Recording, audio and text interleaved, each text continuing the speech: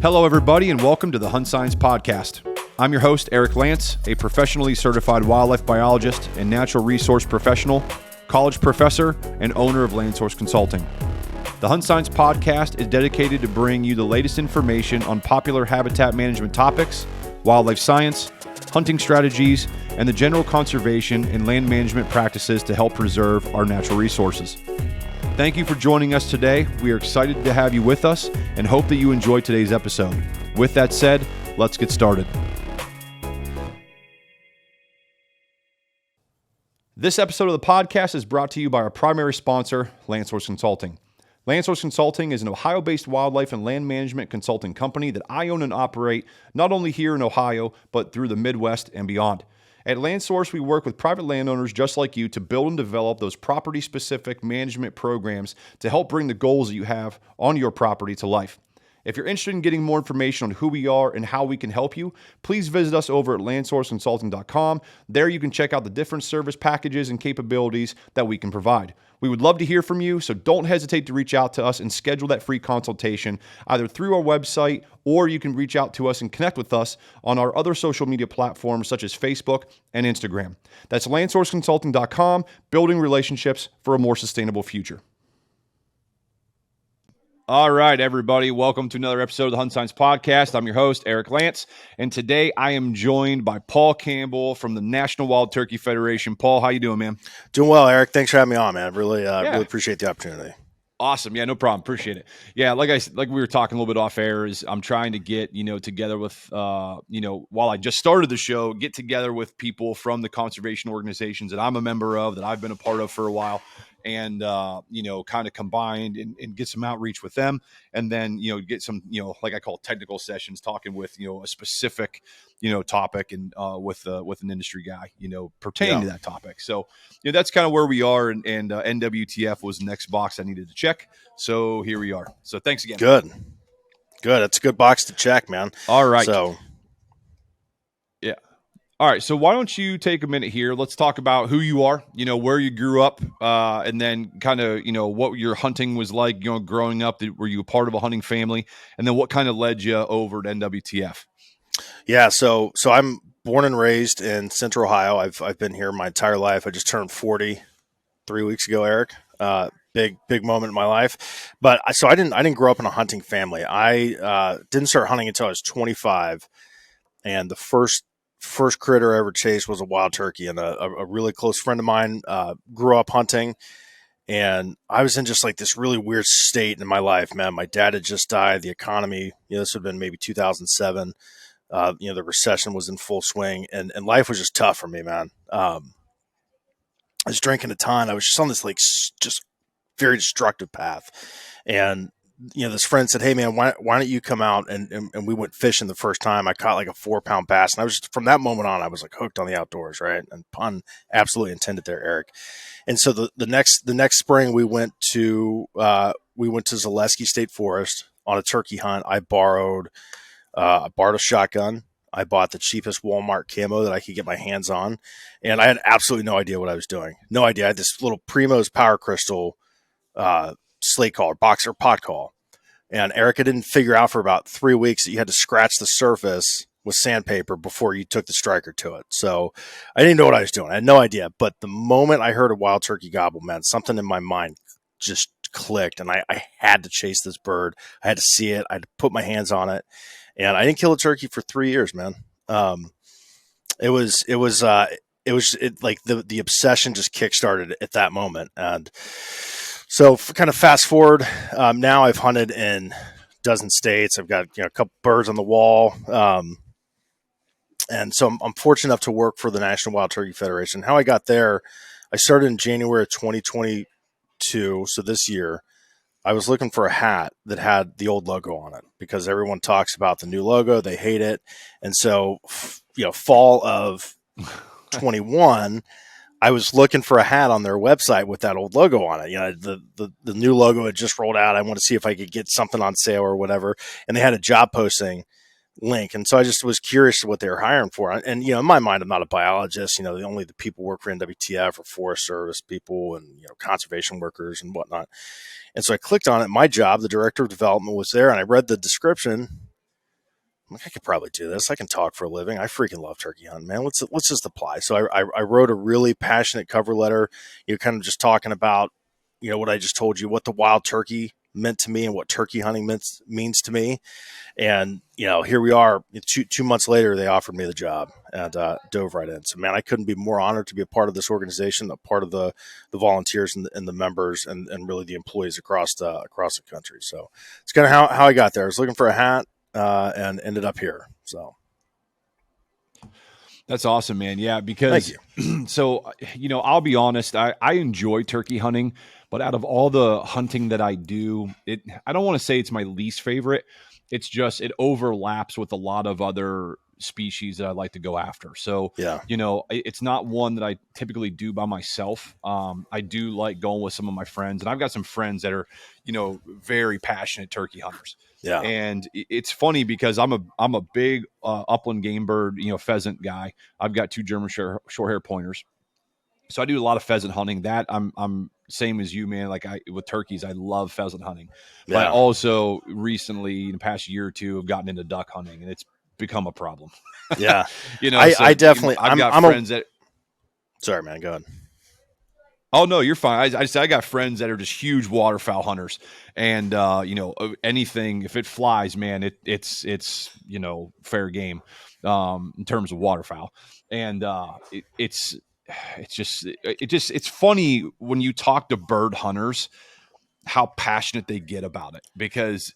And I try to tell people, I'm like, if you've never hunted a bird, whether it's a duck, a pheasant, a quail, a goose, turkey, dude, you're missing out, man. And you're going to fall in love with one of those or all of them, so it's always funny to hear the turkey guys because everyone is just, it's like you said, it's just, I have to pursue this animal. Yeah, that's a true statement, man, for me and a lot of people. And if I could only hunt one animal the rest of my life, it would be a wild turkey. And it's not even the next hunting that I like to do would probably be waterfowl. I'm right there with you on that. And it's such a distant second. It's not even funny, man. I mean, I'm completely just, it is a part of who I am at this point. So. Yeah, my buddy tells me I'm in the honeymoon phase with waterfowl hunting. He's like, because I'm like, it's all I think about. Like I see water like as I'm driving for work. I'm driving along these highways, and I'm like, I look and like I'll see a private farm, I'll see a pond out there, and I'm like, or like a little patch of water, and I'm like, I'm looking around. I'm like, maybe we can find some woodies there next year. I'm like, I'm taking note. I got Onyx on as I'm going. I'm marking locations and pulling up information for landowners, give them a call. It's a problem, and but it's funny listening to your background because I mean, people have heard me say it on the show. I didn't grow up in a hunting family either. I grew up in an athletic family. No one in my family hunted, and I didn't harvest my first animal until, early 20s, 20, I don't know, 3, 24. So about the same time you did. First thing was a deer for me.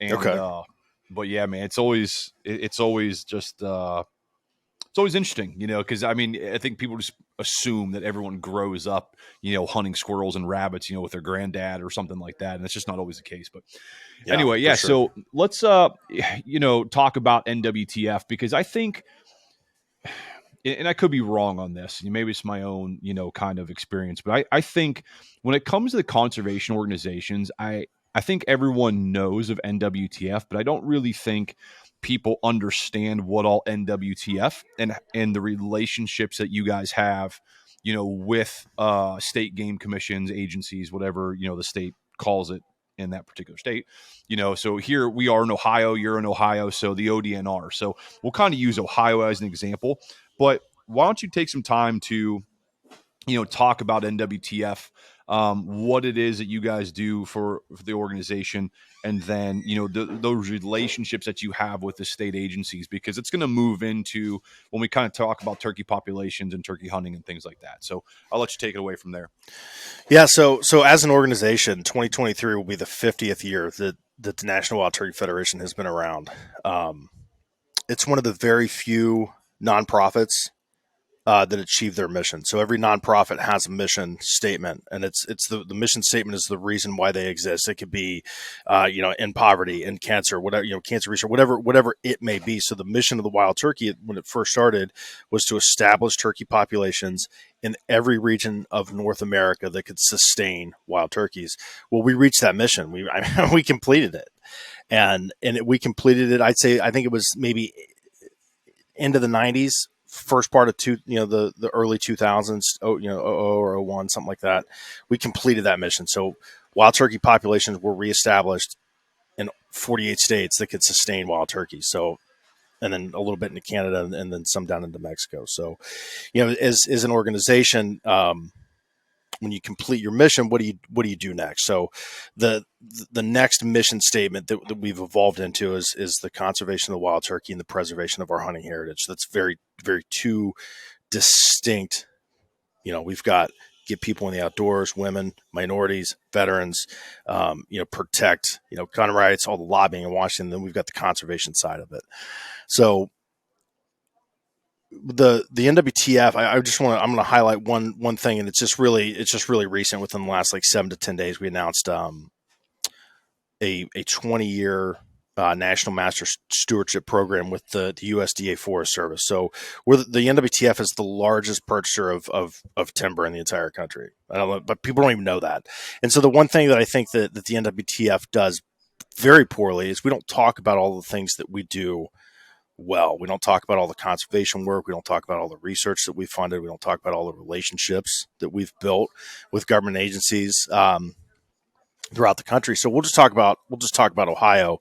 In Ohio, the state chapter, and I don't. It's just like DU or Pheasants Forever. We have state chapters, and we have a board of volunteers in each state that operates. Kind of the grassroots organization side of the NWTF. So in Ohio, great board, really active.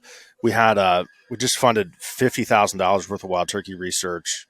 They approved that this year. So that multi-state project, it's Ohio, Pennsylvania, Michigan, Kentucky's in on it. Tennessee just got in on it. We'll talk about that here in a minute. But not to interrupt you real quick, no, Paul, you're good. Is that the project where they're going to be doing some radio collaring and stuff like that? Yes. Yeah. So Dr. Go ahead. Doctor who? Dr. Gates, Robert Gates from Ohio State. He's gonna start trapping turkeys on state property in February of 2023. So it's multi-state, which is great because those organizations, what's good for the turkey in Pennsylvania is good for the turkey in Ohio, right? The information is valuable. I was actually talking to him, Dr. Gates. I know, and it just didn't work out. I actually got to reach out to him here, but with that project, so I was considering doing a PhD program. Okay. And he called me and got a hold of me about that. He's like, hey, you still considering doing that? He's like, I got 2 projects for you. And this turkey was one because I live in Northeast Ohio. And he's like, we don't have a whole lot of areas and I don't want to put words in his mouth. I can't remember exactly what the conversation was. But with me living in Northeast Ohio, so close to the PA border and things like that, he's like, I got to reach out to him. With the holiday, I kind of fell behind. But anyway, keep going.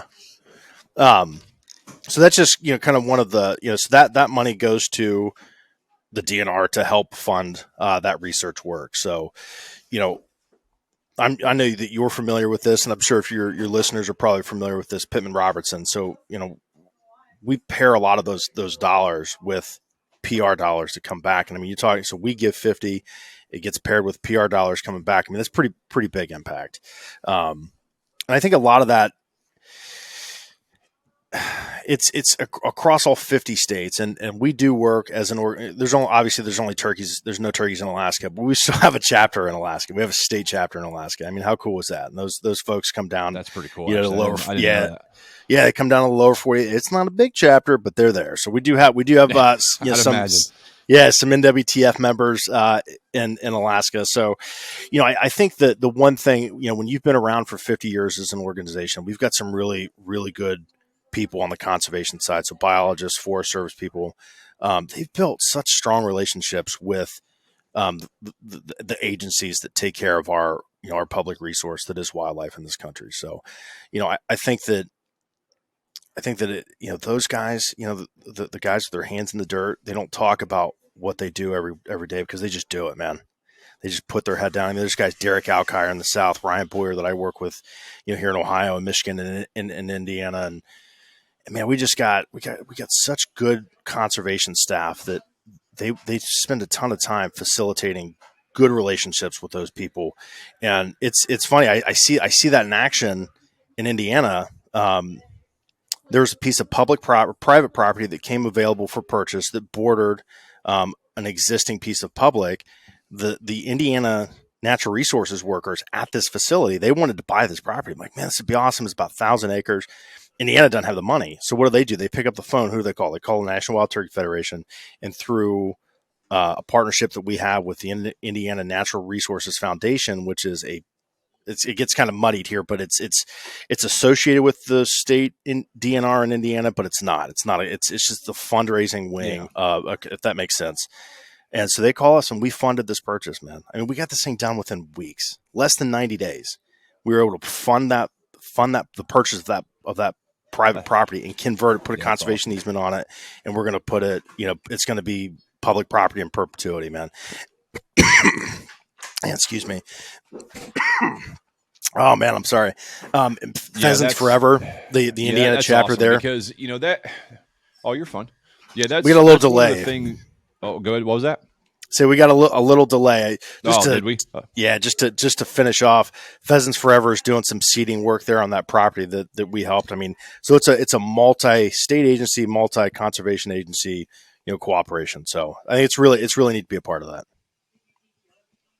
Yeah, that's cool, man. I, as a biologist, as a hunter myself, but I can completely understand when organization, like you say, we do all these things, but we're not really good at talking about what we do. And I look at that from the biologist level. And it's like, I have friends and they know I'm a biologist. They know I'm a wildlife guy. They have zero idea what I do.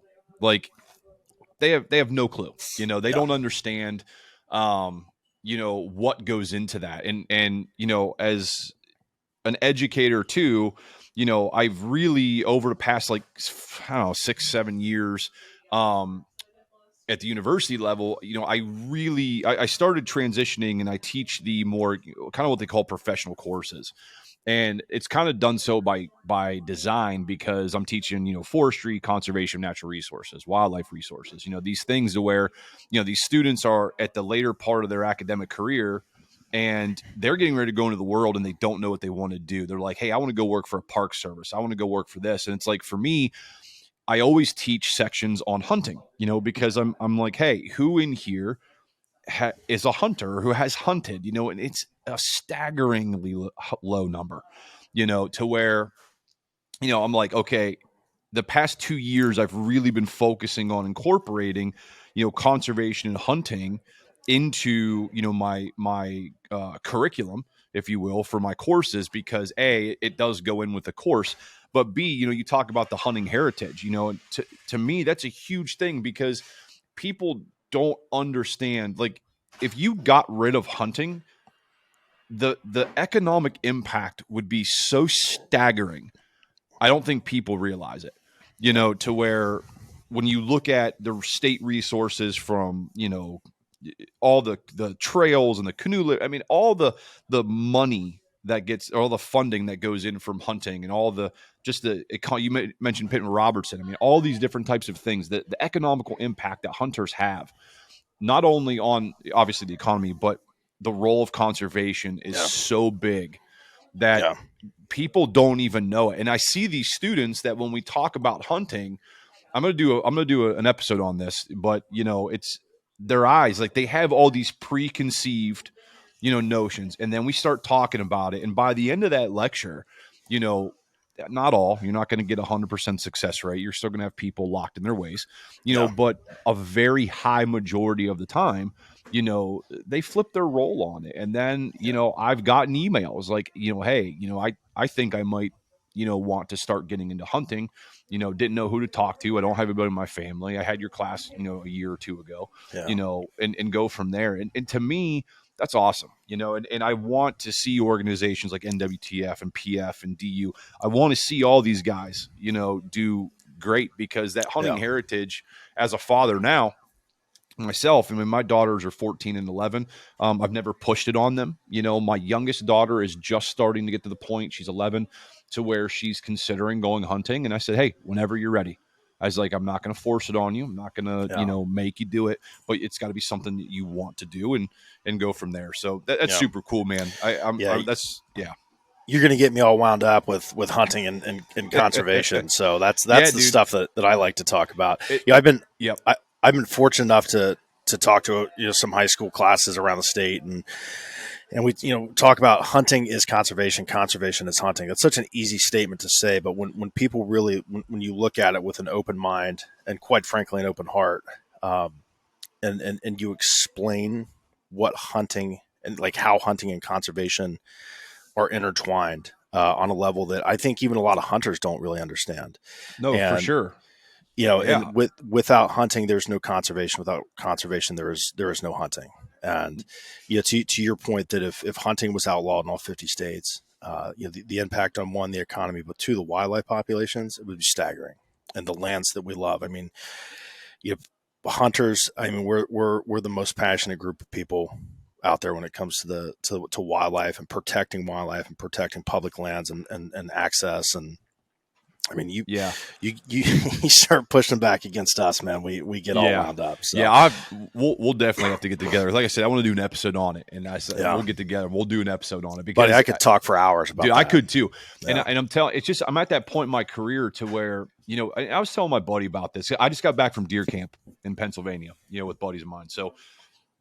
Kind of a newer buddy of mine, invited me to deer camp, and there was about 9 of us there. And I'm sitting out there. We sat all day. Oh, excuse me. And, but I'm like that.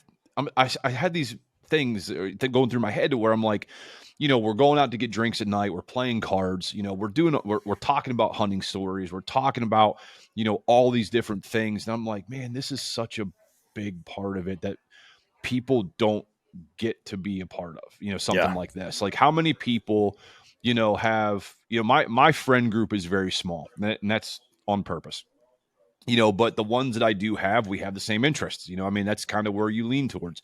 And, you get together with these guys, and I'm like, this is one part of it that I don't think gets talked about all enough, but it's few and far between.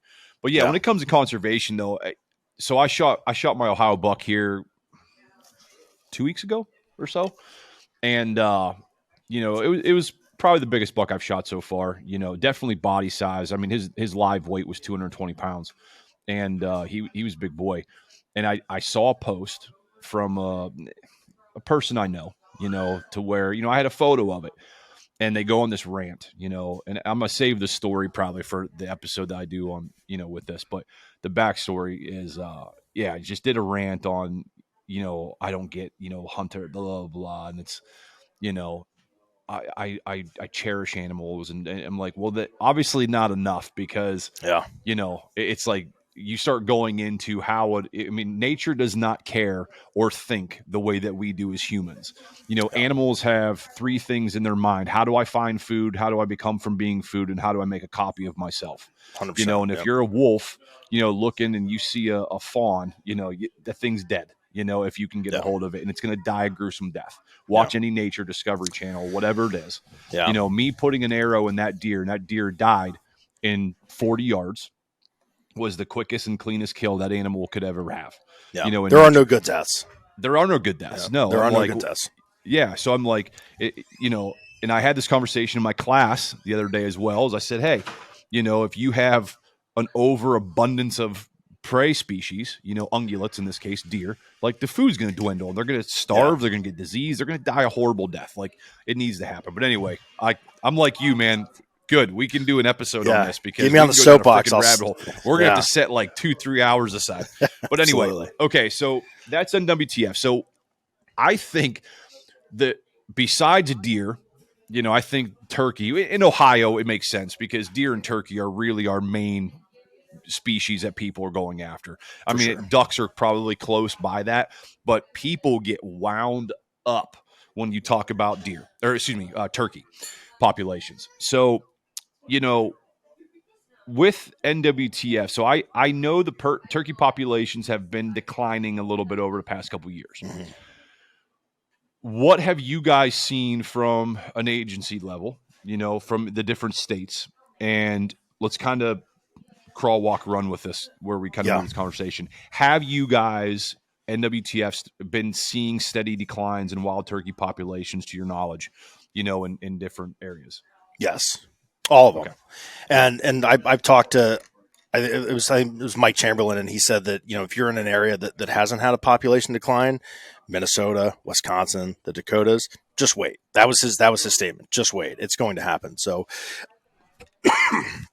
man, excuse me. It's this, Oh, you're fine, man. I've been out deer hunting all day. It's this cold, rainy weather we're dealing with. So Yeah, I just got out of it, so I hear you.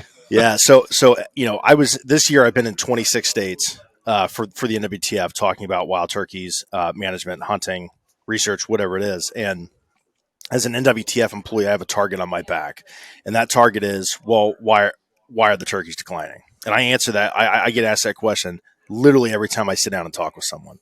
And so the answer is, and all of us have the same answer. When I say all of us, I mean everyone that has an eye towards population declines in this country. I don't know. We're trying to figure that out. And so I think, we talked about predator control, weather. What's the issue? All of it. That's the answer. Why are turkey populations declining?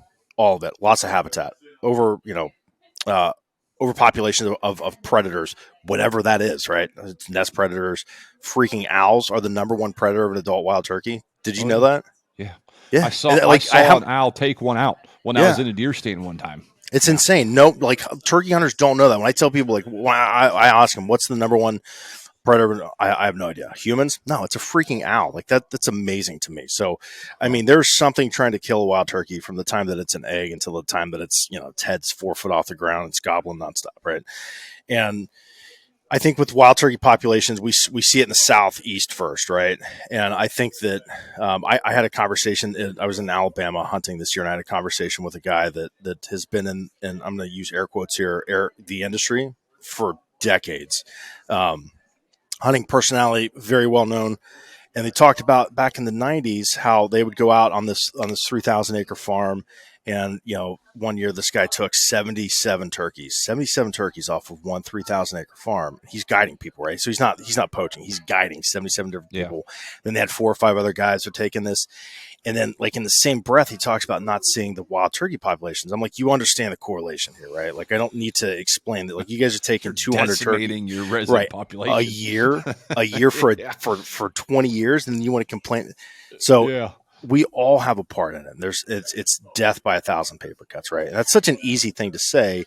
No one wants to, as humans, man. We want the easy answer, right? We don't want to be told that it's poor quality habitat. It's lots of habitat. It's habitat. When we talk about edge feathering or whatever, you hear Dr. Chamberlain talk about it, how we've made predators more efficient at what they do best, and that's finding turkeys and killing them, right, from egg to full grown. So no one wants to hear that. They want to know, well, what's the number one? So the popular thing, I'm going to ask you a question on your podcast, Eric. What's the number one thing that people were saying is the reason for wild turkey decline? What is it? Oh, I hear predators. Raccoons. That's it. Yeah. That's the number one. Everyone says the nest raiding predators. Right. The nest predators. And that's just one of so many things. So many. Yeah. Yeah. And so I'm not a biologist. I don't know if we said that on the show. I talk to people that are smarter than me. I listen, I ask the right questions, I absorb the information that they said. And Mark Wiley, who is our upland game bird biologist for the state of Ohio, an unbelievable wild turkey biologist, and I'm just a great human being, a great public servant.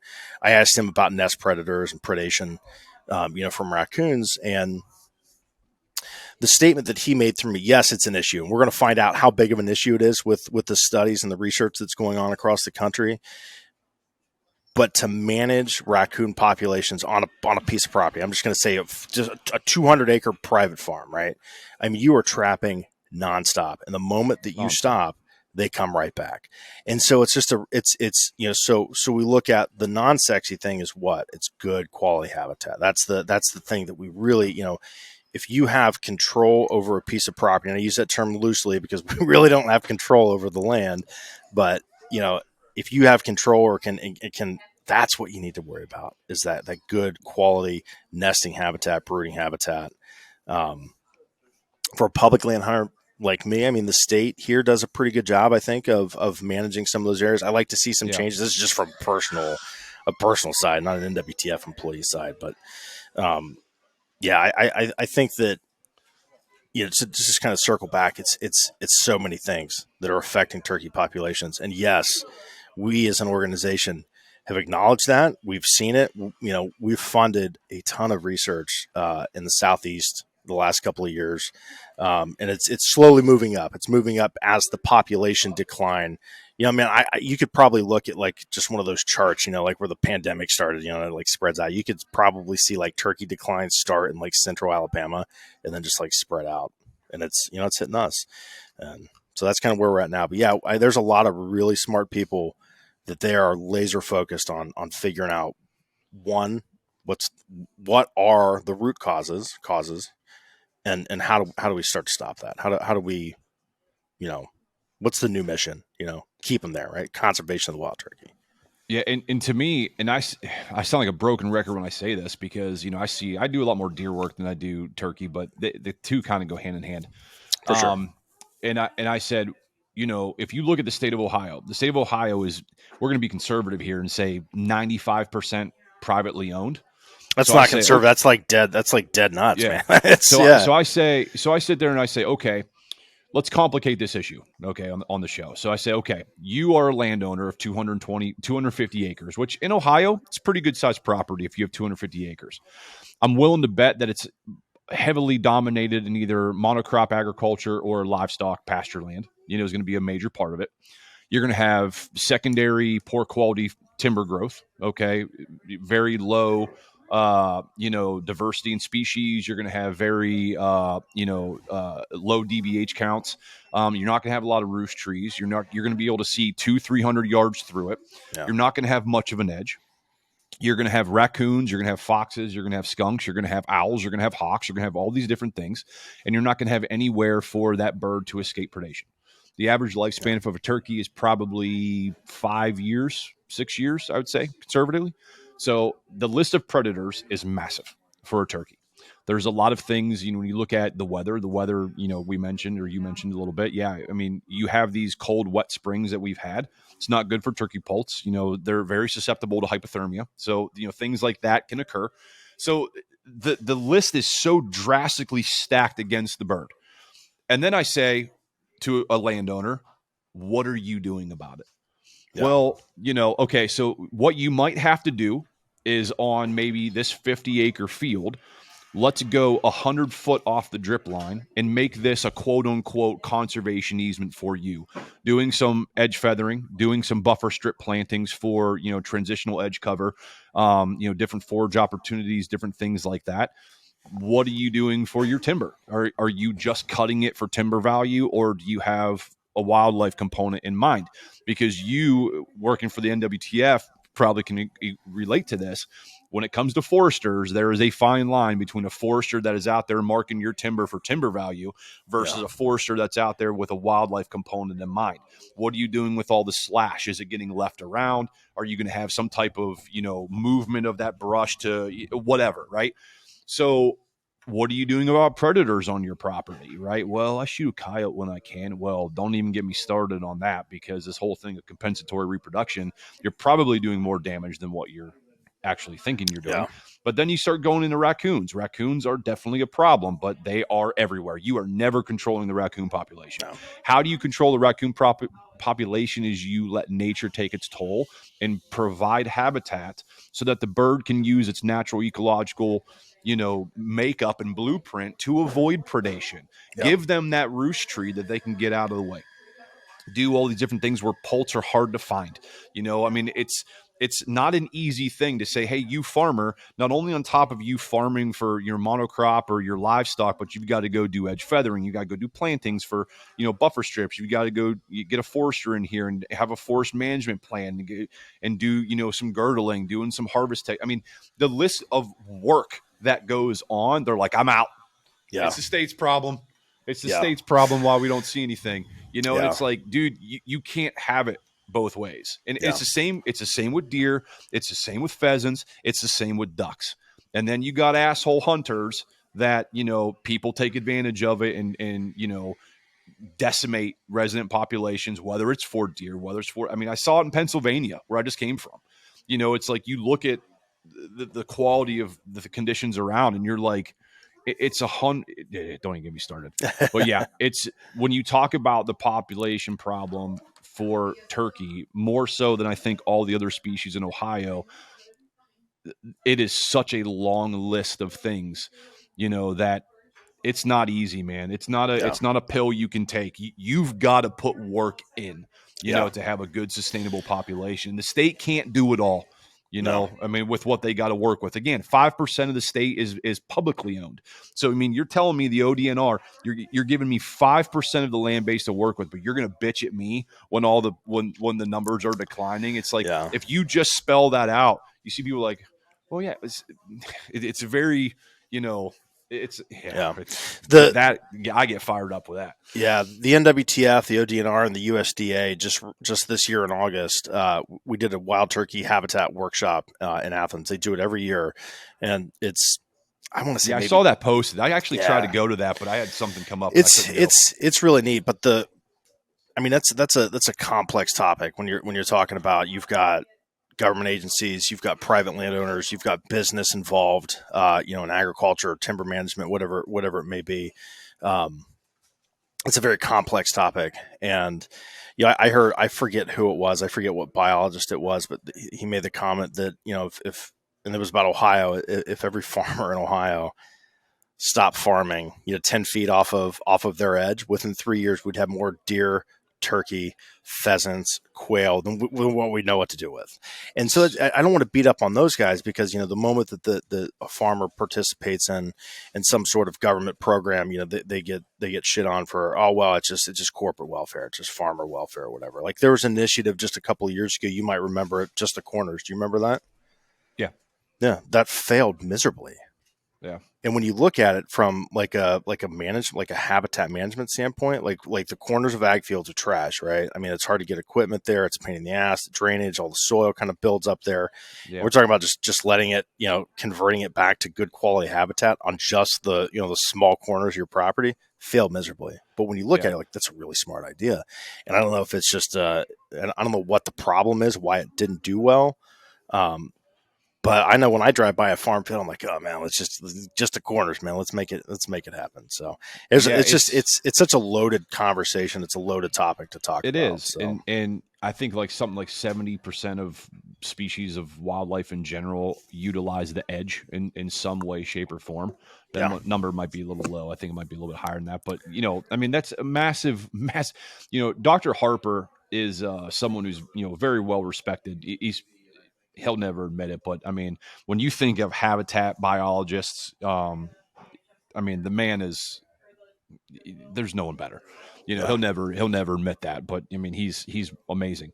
But he always has this concept of the little bit, right? You hear him say that a bunch. Is he'll talk about going on to properties and doing consultations, and I stole this from him when I do them.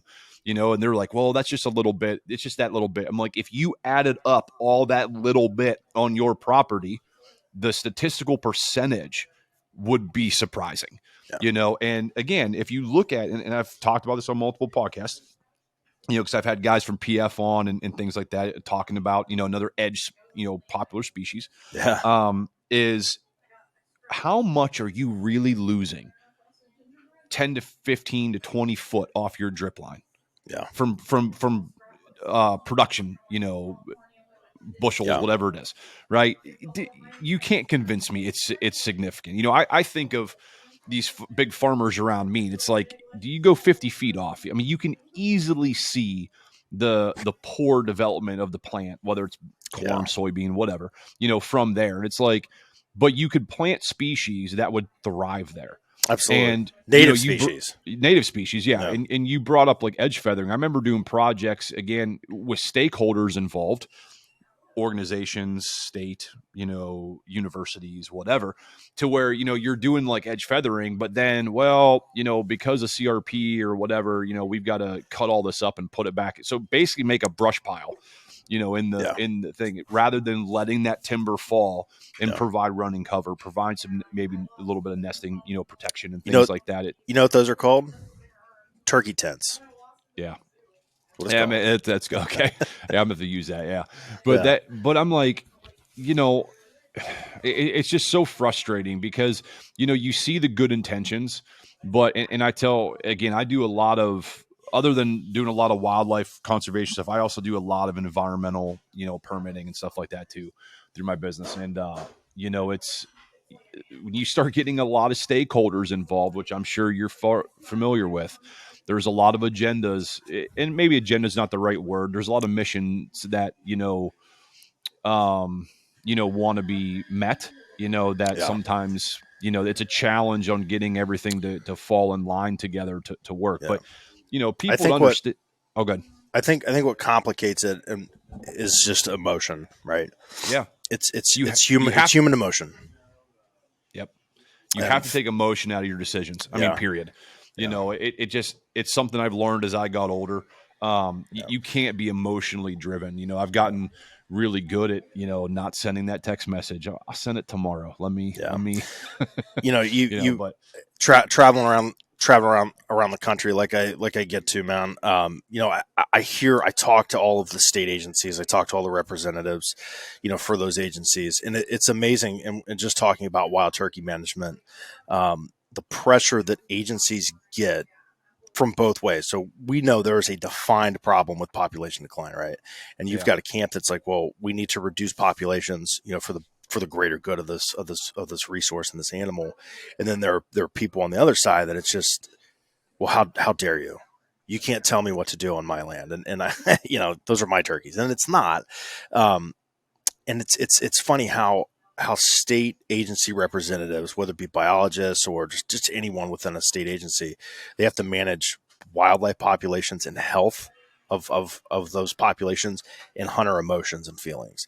And they have to balance the two. And that's an act that I'm thankful that I don't have to do. I'm very thankful. Yeah. And I try to be kind of a shield for those people with the roles that I have. I'll tell people when they're wrong. I'll tell people when they're right too. And I try to take my opinions out of it. I know Kentucky, man, they have a population decline. They have refused to drop their bag limits in the spring. Refused. They absolutely won't do it. Because they don't want to deal with the hunter pushback. Because of the pressure that they're getting. And we saw some of it, in the state of Ohio when people were attacking the fall season. And I'm a spring turkey hunter, man. I'm also a fall turkey hunter. I really like to do it. There was a lot of hate on the fall populations, talking about, well, that's the reason, for I'm not hearing turkeys in the spring is because people were killing them in the fall. That's not true. And I went to one of the Wildlife Council meetings and I spoke out against that. And I used all facts and all data. And we talked about, I talked about, the number of turkeys that are killed and, what that percentage is, off of the state totals and, estimated populations and all the things. So when you take the emotion out of it, that's best. And it's hard to do, man. It's such an easy thing to say, but it has to happen, especially when we're facing, challenges like we are with populations across the country, especially here. Yeah. What I want to say, what was it? The spring harvest for turkeys this year was like what, 11, 12,000? Something like that. 12 to 14. Yeah. Down from. It's definitely down, and it's like the state population is, like I said, between 100, 200,000, I don't know the number or whatever it is. So it's like, the turkeys are here, and I've got a buddy that, and that I was talking to a deer camp, one of my good buddies that I do most of my hunting with. And he's like, population's fine. I said, I wouldn't say it's fine, but it's not hurting. I said, my parents' property is a good example. My parents' property, listen, they've only got 5 acres of woods, but it's surrounded by a lot of timber. And there's decent diversity back there. The one landowner is a pretty big asshole. And I'll just leave that there. not, and he's old. I don't give a shit if he listens to this or not, but he just is, but it's one of those where there's definitely no work being done. But I mean, my mom and dad love seeing the turkeys in the backyard. I mean, last year they sent me a video. I'm not shitting you. There was 70 turkey, that walked out. I mean, Beautiful. They're everywhere. And I mean, just a couple weeks ago, during that hot, spell that we had, and I was in a deer stand, not seeing deer, I'm hearing turkeys flying up the roost and flying down from roost. And I'm like, I know they're out there, and our area, our timber out there is not near what it could be. It's not bad. It's been harvested, the surrounding, but you mentioned fall. I don't normally fall turkey hunt. I buy tag, but I normally don't. I had a tom, his biggest tom I've ever seen, just walk by. I was like, I'm taking a shot. Yeah. It's like I missed him by like a half an inch, but it was, man. Yeah. But anyway, it's definitely a hot topic because, I feel like as a biologist, as an educator, as a conservationist, that's part of the thing with doing this podcast is I don't get to talk as much about wildlife as I like to. I started getting more into, like I said, those professional classes, teaching at the university level. And I'm like, I really enjoy this. And I think there's a lot of things here that, could be of value on a podcast. And I'm still learning how to do it, but, from a biologist, being able to talk with guys like you, with other biologists, like to really kind of get the information out, because I think it's something that people need to hear. I think, like you said, I'm the same way. Like, hey, man, like, I'm going to tell you this is all the shit you need to do if you really want turkey populations, if you really want deer population, if you really want pheasant, if you really want waterfowl. You're going to have to get dirty. You're going to have to make a schedule. You're going to have to not sit on your ass and watch Netflix. You're going to have to get out and do something about it. If you enjoy sitting in a deer stand in the fall, if you enjoy sitting in a blind or wherever it is calling, turkey, you need to put in the work for them to be there. They're not just going to magically show up. You might get lucky, but it's like everything else in life. You got to put some work in. For sure. It's massively frustrating. Yeah. I get really frustrated when I see people, and this is just Paul Campbell, the guy that likes to hunt, not Paul Campbell, NWTF employee, but I get frustrated when I hear people say, well, I'm a conservationist, and you put it on their Instagram profile, whatever the hell they're doing. And it's just like, they're not a member of any conservation organization. They don't put any time or effort into it. They just buy a tag and license, and that makes me a conservationist. And I reserve, like, for some, you're a conservationist. I'm not. I'm a friend of conservation. I want to raise as much money as I can and give it to guys like you to do all of the work. And I will help you do that work if you need me to. I keep that term in high regard, man. Conservationists. Those are the people that are getting their hands dirty. They're doing the things necessary, the dirty work, the gritty work, the stuff that no one likes to talk about. That's the important stuff. And I reserve that for people like you, man, that are doing they're doing the dirty work. And I'm going to be clear too. Like, I don't think everybody has to do it. I mean, there are people that say, hey, listen, I know my lane. I like to hunt. I like to farm. Just is what it is. Like, hey, that's fine. There is nothing wrong with that. Nothing. If you buy your license and buy your tag and you just enjoy, I'm at the point, I've said this multiple times. Like, my friends drive me, they get aggravated when I say it, but I'm like, I enjoy the management more than I do the hunting. I enjoy hunting, but like when I'm sitting in a deer stand, like, I'm glad I put in the time, scouting, where the deer are going, where they're bedding, where they're eating. Like, I enjoy that. I enjoy the work that comes with it. I don't have a large tract of property on my own that I own that I can, actually get out and really manage. So I'm limited to what I can do on my properties, but I look at people that have massive acreages and I'm like, dude, you are, and not even talk about like the money that you can generate from that. If you're taking, 20 feet off your drip line, if you make your property really good hunting, maybe you're not a turkey hunter, but you know what? I can lease my farm out to someone who is a turkey hunter and I can offset some charges. I can lease for deer hunting. I can lease for waterfowl hunting. Yeah. If I just, the farmer, my buddy's field that they just rework the field now doesn't flood as much. And I'm like, oh, I'm like, damn it, man. Like, Yeah. It cuts your heart out while you're at it. It did. So I'm like, it's down the road from my house. I'm like, I can go down there and bag, half my limit probably without even trying, on mallards. And I'm like, geese, when it's starting to really get cold and snowing, the jury's going to be still out on what that does. Yeah, but for sure. Same thing there with turkey. I mean, it's just, it's just all every little bit is just all ag. And it's, I get it. On one side of the coin, I get it. People want those tax breaks. They want, the extra income. But, how many people have heard of CRP that actually know what CRP does, and things like that. So, we talked about that on, my episode with the PF guys I've had on. Names escape me from it, but I've got another one coming out where we talk more about the CRP. I had the state one of the state PF guys come on to talk really about CRP. So it's a good program, and that's the thing. There are so many things that landowners can do, and really non-landowners can do to help out with the conservation of any of these animals, and just the protection of that hunting heritage. I think the big thing is it's guys like you, it's guys like me talking about it, getting more people, to talk about it and help people understand. I mean, that's the biggest thing is people just don't understand, one, how the programs work, to the impact that they have.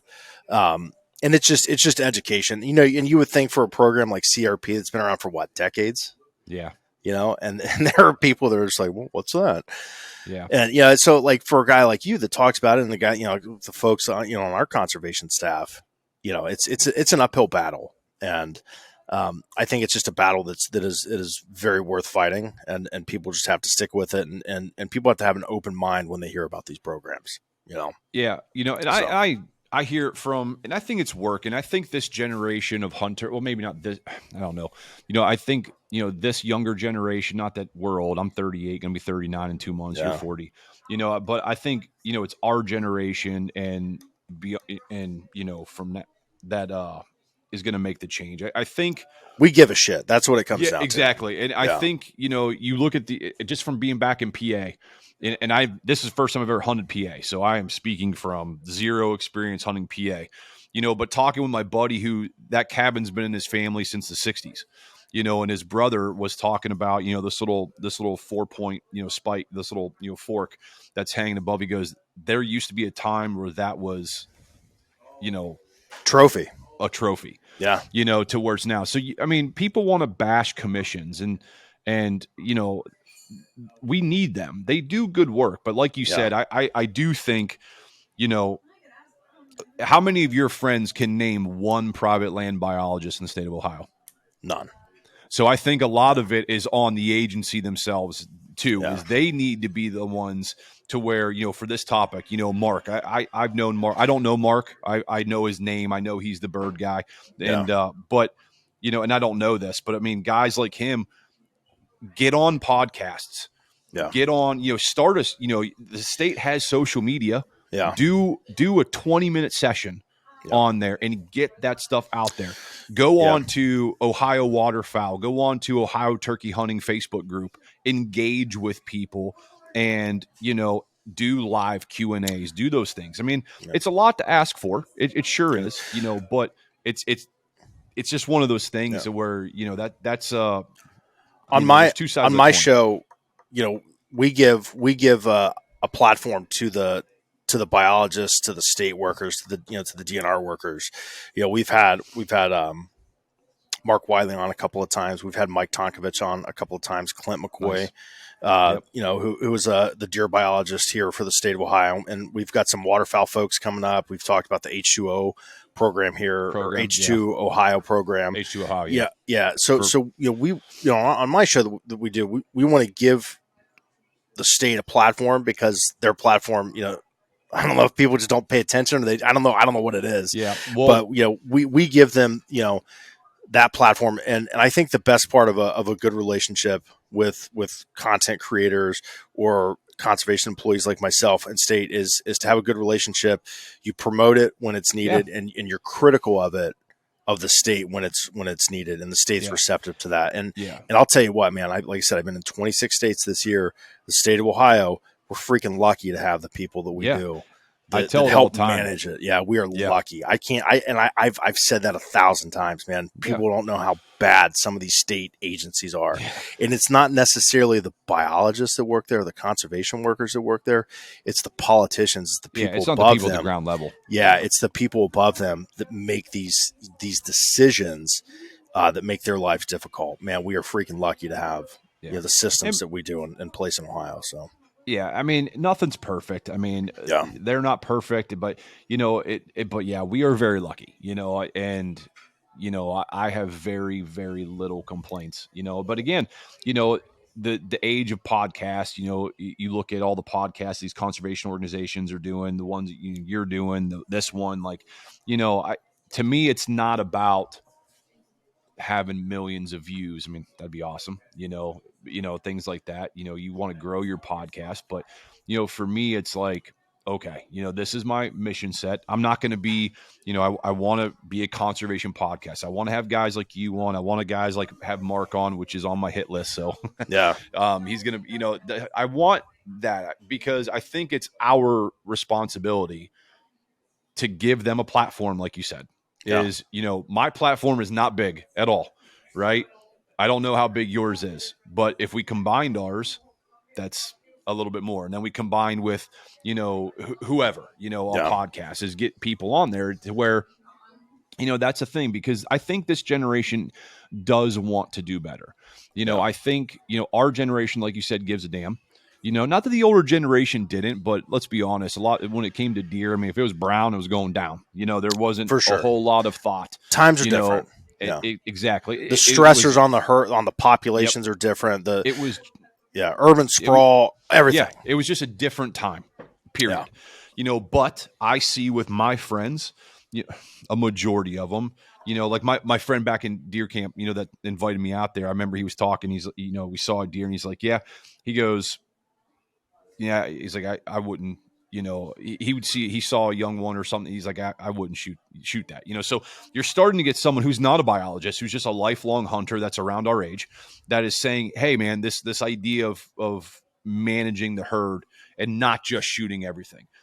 Looking at turkeys, not just shooting everything, looking at waterfowl, be like, hey man, I'm only going to take like 2 or 3 birds, get my limit or whatever, like don't be greedy. There's exactly, because this is something that we want to do.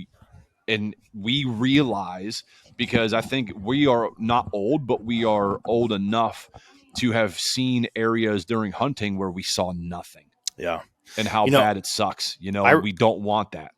I remember, just the public land spots that I hunt here in Ohio, 2007, 2008, 10. I'd go to those spots on opening day, and I might see 1 truck at these public land spots, and I might see 5 trucks the entire time that I'm hunting, and I hunt a lot. Now I go to those same spots, and there's 15 trucks. So the popularity of turkey hunting has risen. You look at license sales. I mean, overall hunting has declined. The popularity of hunting as a whole has kind of fallen off the face of a cliff, nationwide. But, you see segments like turkey hunting has gone up, elk hunting has gone up, waterfowl starting to go up. And just, I think there are more people turkey hunting. And it's such a different time, with what we're dealing with now. So I don't know. This generation, we're of hunters and conservationists, we're willing to listen. I think we're willing to ask the questions, and we're willing to learn. And a lot of people, and you sound like one of them, you put your ego aside and say, okay, what's best for not just me right now, but for people 20, 30, 40, 50 years down the road. Yeah. And I think a lot of that mentality comes from the success from the generations before us that started organizations like DU, PH, NWTF, and we've seen the successes of those organizations. Without that success of those organizations and those people before us, we wouldn't have the respect for that effort and that work, that we do now. So, once again, there's a lot to it, man. I'm fascinated with the human side of hunting. I know that sounds kind of weird, but the personal, the emotional side of hunting and conservation, it's a fascinating topic. So I've got 20% left on my laptop. No, we're gonna wrap this up here. But the last thing I'll say too is for people listening, it's like, hey, we're not perfect either, man. Like I've made mistakes. I've made 100%. Management recommendations where I'm like, that didn't work. It's just, And listen, the state agencies are made up of guys like me, guys like you that are hunters, and well, that's a whole nother thing too. Is there's a high enough of a percentage concern when you got a lot of state biologists that aren't hunters. But that's a different subject. But anyway, Paul, I want to thank you for coming on, man. So we'll wrap this up, and we're definitely gonna have to do another episode on conservation, stuff like that. I'll have everything in the description. I'll pay people can contact you and everything like that. Absolutely. If people got questions, and we'll go from there. We'll plug your show on there and everything. And I'm an open book I'm an open book when it comes to NWTF. There's a lot of people that have kind of a misunderstanding of what the NWTF has done, is doing, and will do. I'm willing to talk about that, man, with anybody. Awesome. You can call me, email me, find me on Instagram, go wild, doesn't matter, man. I'm an open book when it comes to that. So awesome. Here to help. All right, everybody. Well, thanks for checking us out for this episode, and until next time. And that's a wrap on another episode of the HuntScience podcast. I want to thoroughly take this time to thank everybody who has listened or even watched till the end of this episode and had the opportunity to hopefully enjoy the show that we put out for you. It's something that we're really trying to do and take notes and put good quality content for everybody to enjoy. We want to take this moment also to, if you enjoyed the show, check us out over on our social media platforms. Give us a like, give us a follow, check that bell notification, look for the content that we're putting out. Of course, reach out to us, leave comments. Did you like the show? We would love to hear your reviews of the show and any concerns that you have, any updates or any type of feedback to make our content better. We're always open ears for the people that are consuming our show and our content. We want to hear from you. What is it that you want to see, and what is it that you would like us to do? If you want to check us out on any of our social media, first off, you can head over to our website, go to www.huntsciencepodcast.com. You can check us out on Instagram at HuntScience_podcast, or you can check us out over at our Facebook page at The HuntScience Podcast. Any of those is open. You can, like I said, feel free to comment and all the above that you do with social media. I just want to take this time again to say thank you from the bottom of my heart for everybody for watching and listening to the content that we're putting out. It means the world to me, and I can't wait for you guys to join us on another episode. Until then, everybody, have a great day, and we'll see you next time.